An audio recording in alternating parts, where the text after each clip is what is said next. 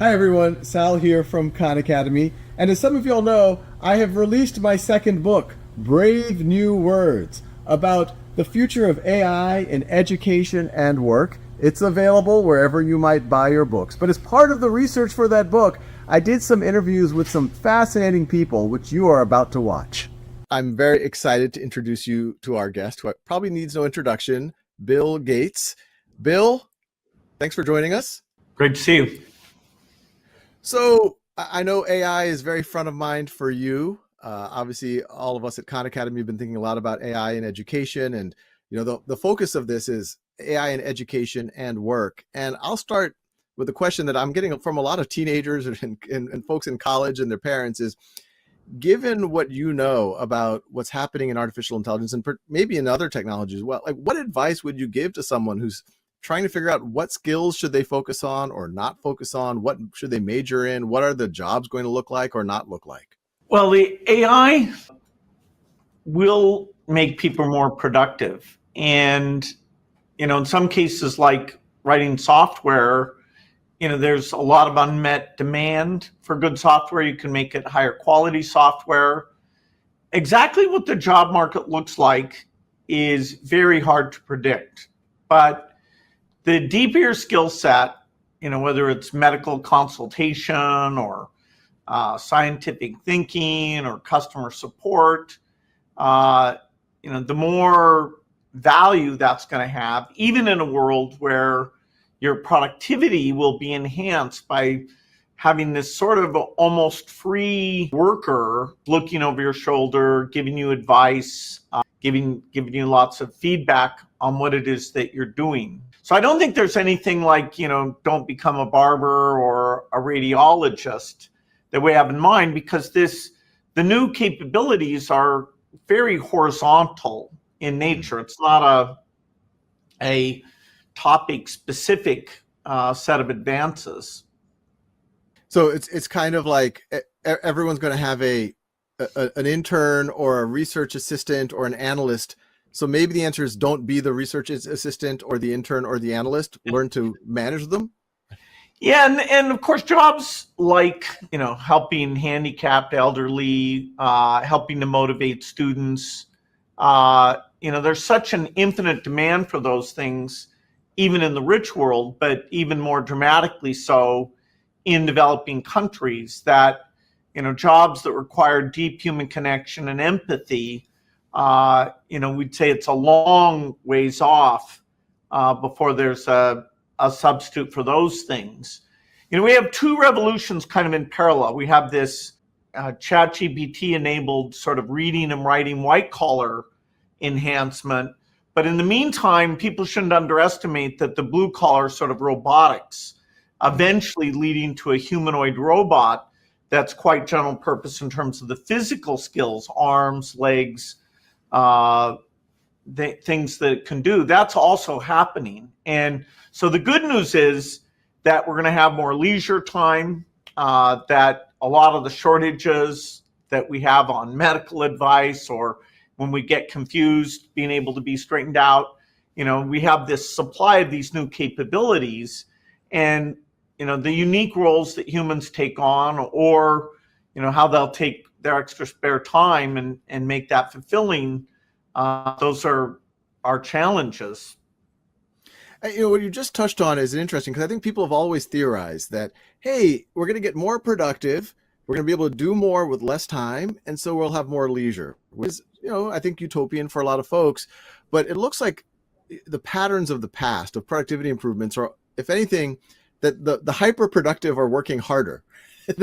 they're because they get so much leverage from every minute, that it's not necessarily leading to that. Do you think something's different about this wave, where maybe things like the 4-day or maybe even eventually a 3-day work week will become common? Or do you think people are just going to be able to do more with less and hire fewer people than they do today? The analogies from the past are worth understanding, but the changes in the past were generational in nature. So the mechanization of the primary occupation, which was growing food, that happens gradually. And so, grandpa was a farmer, and, your parents less so. And then, now I don't know many rich world farmers. I know a few, but not many. And so you didn't have to change mid-career. And, it is true that demand for things that we wouldn't have expected emerged. And so it's comforting to look at that history. But the total level of capability here and the speed at which it's going to suffuse into the economy and change job markets, 5 years, the effect will be very substantial. I'd say in 10 years, it's going to be quite dramatic. And so I don't think we can completely dismiss the idea of this change will finally get us to the point where the trade-off between labor and leisure actually becomes important. And, instead of taxing labor, like with payroll taxes, I called it a robot tax when I talked about it and people thought it was strange, but we'll shift where we essentially subsidize labor and tax, completely on the capital and profit side, which is that alone is a pretty big shift that government will need to make. It's a fascinating idea, and it makes a ton of sense because obviously if we have a more abundant society, more productive society, but let's take an investment bank or consulting firm, a lot of the traditional work that people are billing and the size of the organization are analysts doing spreadsheets and making PowerPoint presentations, and a lot of that stuff's going to get automated very fast. And so this is a world where you subsidize these firms to say, no, keep hiring interns, keep hiring these junior analysts. We'll subsidize, so they have a sense of purpose, as opposed to these young people not having something to do, not building their skill set, and never being able to become the manager. Yeah, if you get to the extreme where the purpose that jobs provide isn't the central organizing principle of society, then you get into, some deep philosophical questions about, what should priorities and what is the purpose.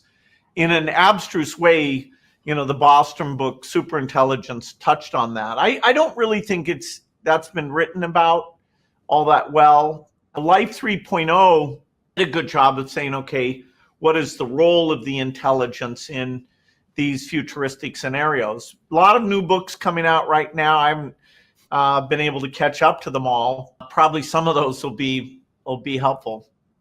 I'm interviewing you right now for one of them. Perfect. Just going back to, I guess, more basics, so to speak. Obviously, a lot of the folk, we talk a little bit about work, but now going back to the core of education, which I know you care deeply about. We've chatted many times about education. Right now, there's a bit of an emergency going on in education. People are like, kids are going to cheat using this technology. What do you have an answer for? And we're hearing this from every faculty across grade levels, across. What would you do if you were a history professor or a writing professor at a high school or a college right now? Well, to have a pure test of somebody's ability to write on their own or calculate on their own, you'll need to create an environment where they don't have access to the software tools. Our efforts to detect whether software has helped you write something, will catch the sloppiest, sort of the equivalent of cut and paste from Wikipedia. But in the end, we won't be able to tell because there'd be such a variety of tools, and the variety of prompts will make that quite difficult. So the good news here is that for the first time, if you write on a topic, the AI can give you feedback. It can help you with the first draft. It can help compare what you've done to something else. It can create a program of study of things that you might try to write about. And so the level of engagement where it can help you whenever you're stuck really is something new. It goes even beyond the fact that there's great YouTube videos about all the sciences and history. This gets into the realm of custom tutors and feedback on reading and writing. So the paradox that now we have this tool that if you want to learn, it makes it easier, but testing somebody's capability, we're going to have to use new techniques. And sadly, in some cases, it might make people feel like, wow, if it's so good, do I still need to push myself as hard? We're, you and I are saying both for personal fulfillment and to play a role in contribution in a job market. The higher level your skills are, the more it will retain a substantial value. So helping kids learn how to get feedback on their writing, I think that's imperative because we do a very poor job of that today. So what I'm hearing is that not only is there not less of a reason, there's more of a reason to accelerate per the earlier part of our conversation, which is those intern level, entry level things are quickly going to expect you to be more of the architect, more of the editor, more of the manager. And if you can't make that leap sooner than later, the good news is these same tools can be used to do that, which I agree with as well. And obviously we're working on a lot of that. What would you, so if there was a profession, I mean, we get emails from folks, maybe you do too, of like, what do I do this fall? And it sounds like you would do more in-class proctored things for assessment. And would you still do the traditional term paper, or would you change the rules of engagement on that? Well, yes, in the workplace, people are going to be encouraged to come up with the best product they can, where it's them plus the AI. And so there's no reason not to have that be one of the skills that you practice is, hey, let's do a business plan and sure, learn how to use the very best AI tools. But, I will view if I just have the AI do it without any of your value added, that's going to be like a C- or worse. You have to get in there and, bring in a little more accuracy, different sources of knowledge, and, have unique value added. I mean, you understand the audience that it's going to. It's even hard still for the computer to understand all those different contexts. So yes, you're going to have two kinds of writing. Writing you do completely without the help of the computer, and writing you do where you're encouraged to make it be the best assistant possible. No, that makes sense. We talked to Kevin Roos, who writes for the New York Times, also famously wrote about his interactions with Sydney and all of that. And his point is there's writing and there's journalism. The writing, the AIs are getting very good at, but the journalism, making the contacts, being able to interview people, form bonds, etc. And that there's an analog to everything. If you're an entrepreneur, doing user testing, although the AIs might be able to do pieces of that. Related to this whole practice feedback, you touched on the word assessment. I'm curious where you think assessment is going. Obviously, for many years, scalable assessment was fairly limited. Scantron, multiple choice. That's what we did. Because we couldn't do richer assessment, it started to drive what does or does not happen in the classroom. Do you think that's about to change?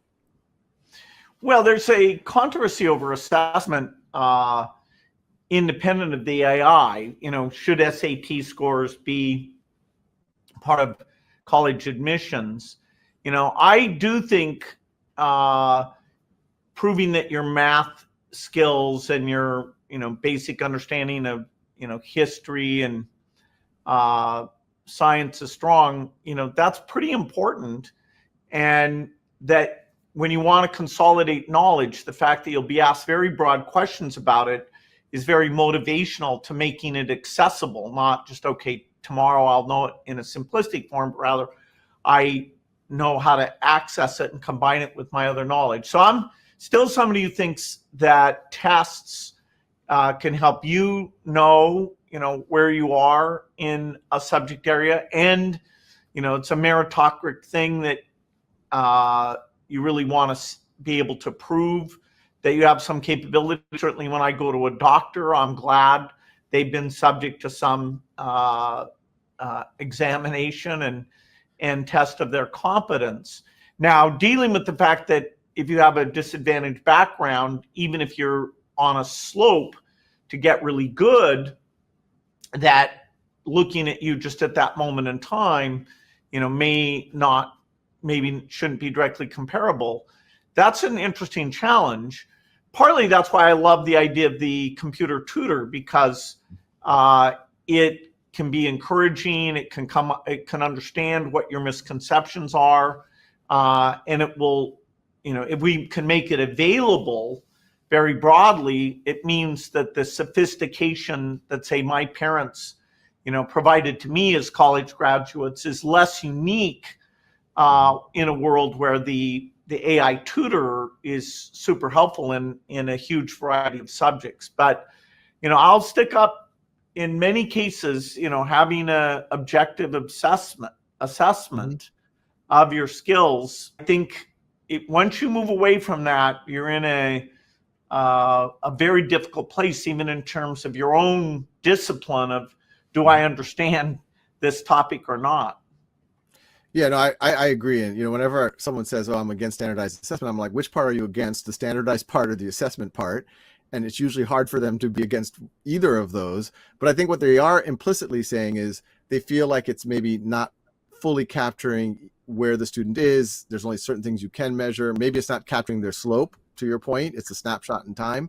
Do you think that AI in the next 5 years, 10 years might solve this by being able to give richer assessment? And, assessment could be where you are in math. It could be where you are in writing. It could even be things like job interviews. That's a form of assessment. Career progression. Do you think it's going to play a big role there?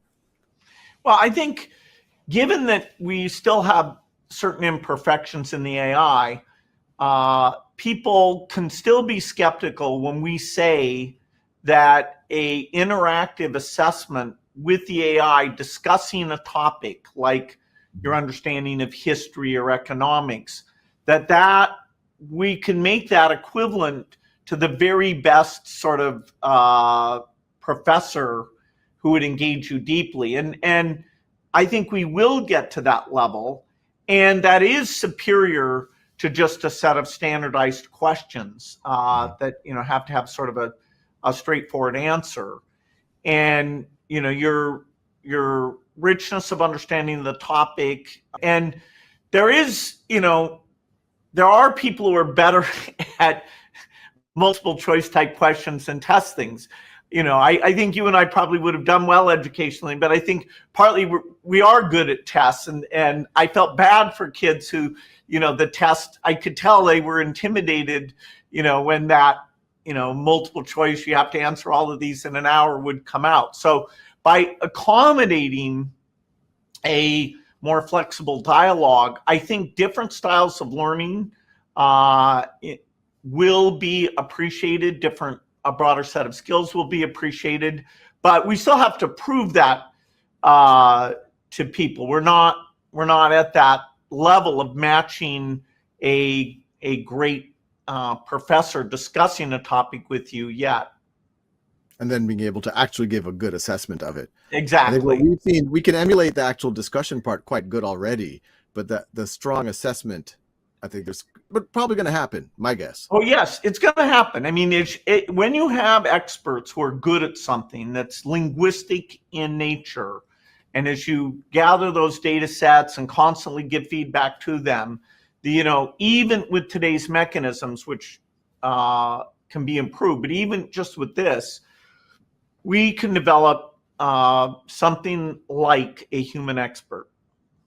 And I mean, with that, it's funny. I mean, this conversation, as you know, even a year ago would have all seemed like science fiction, and this is all changing so quickly.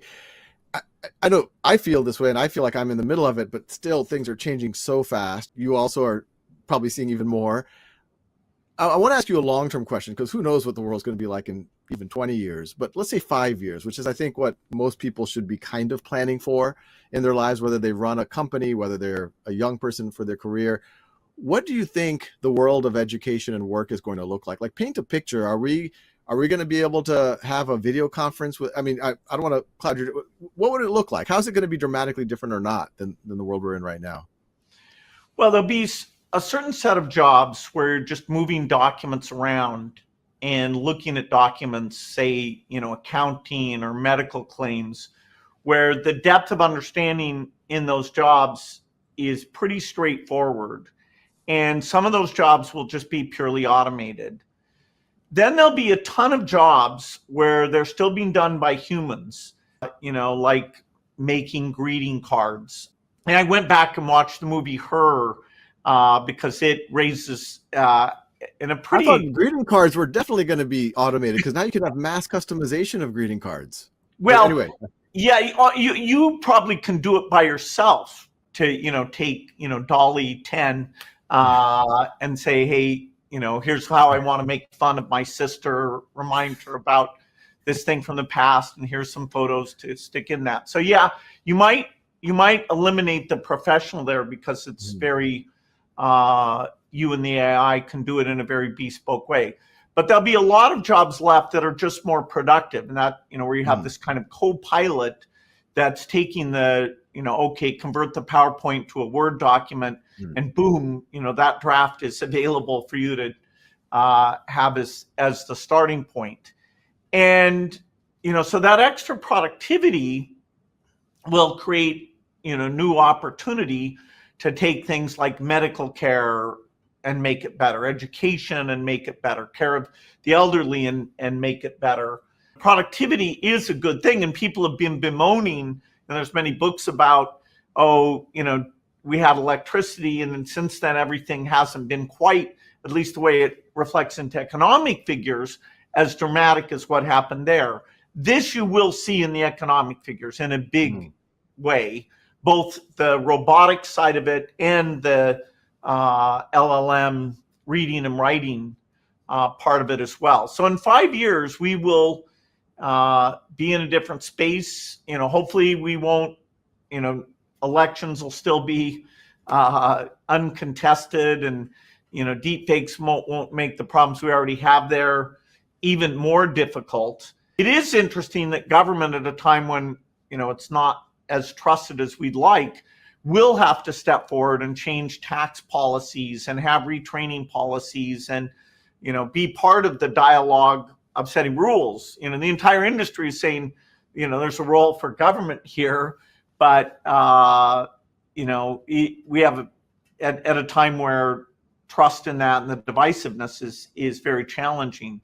So I hope, that we haven't suffered that much from the negatives in the 5-year time period. And by then, society will have reoriented itself and say, okay, how do we avoid this being used as an attack vehicle? How do we make sure it's used in an equitable way? Certainly the dreams I have about, health and education in poor countries, I think it'll take us 5 years to kind of get it out and get it into widespread use. 5 years is a very short period of time, but it lays a foundation where I hope by being more productive as a society, many of the challenges of aging or climate or people expecting government to do more than it's capable of doing, that will say, wow, we're making obesity drugs better, we're making Alzheimer's drugs better, and you'll get this sort of positive view of the current system and making it work better in an incremental way versus the divisiveness or even considering radical alternatives that I think would be pretty scary. So innovation here, because it will surprise people, it's not expected, does have a lot of positive upside. Yeah, I mean, that leads to the last question, which is, how are you feeling? My view on AI changes almost daily now as I read more and I think more and have conversations like this. Are you feeling net positive? Are you really worried about certain things within your positivity? Are you net negative? How are you feeling about it? And what are the things you're thinking most about?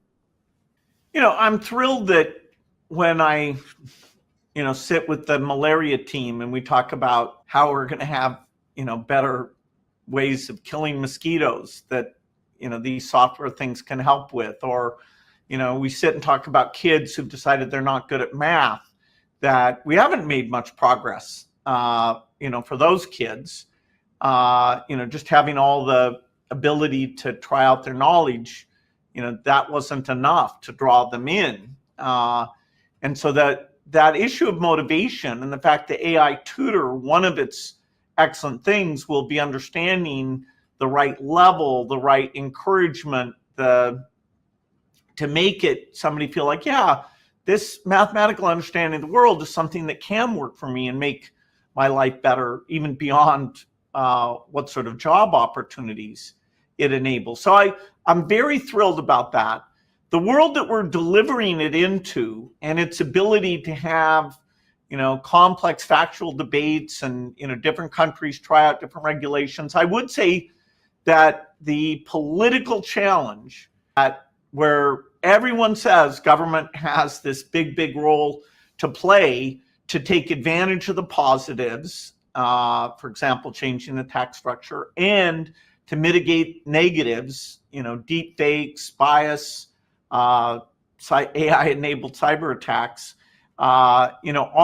Is our governance structures mature enough, agile enough, and can they come to consensus enough that will manage this opportunity in a good way? And there are definitely days that I worry the government side of this thing won't step up to what's necessary. Yeah, well, I could talk to you for several more hours, maybe days about this, but Bill, thanks for taking your time out for this. This is super valuable. No, it's fun to be on this journey together, and we'll be a great partner and help you realize your vision. Great. Well, we appreciate that so much. It is exciting times. Let's see what happens. All right. Thanks. All right. Thanks, Bill.